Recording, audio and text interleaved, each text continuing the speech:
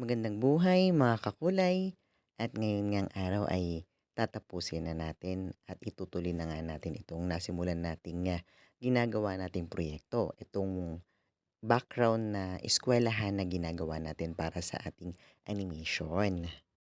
Hindi talaga ako marunong sumunod dito sa ginawa kong sketch dito.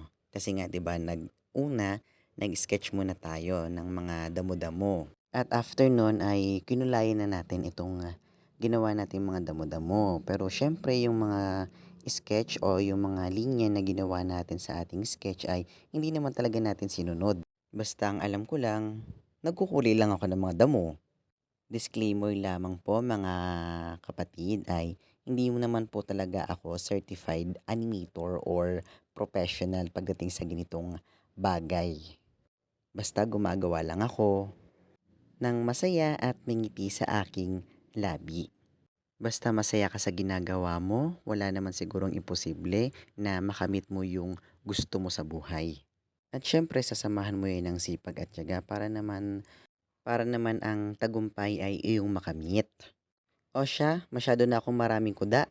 Tara, samahan niyo na lang ako at suportahan na panoorin itong aking video.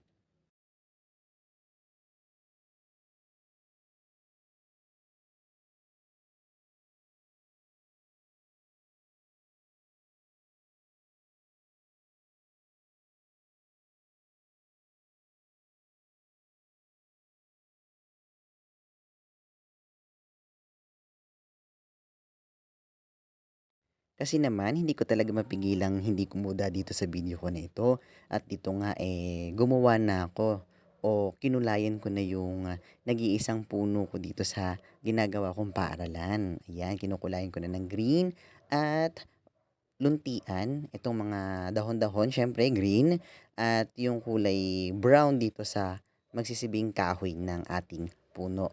Paalala lamang po, hindi po talaga ako profesional at may sertipiko pagdating dito sa mga bagay na ito. Kaya pagpasensyahan nyo na lamang po itong aking pagkukulay sa ginagawa nating puno.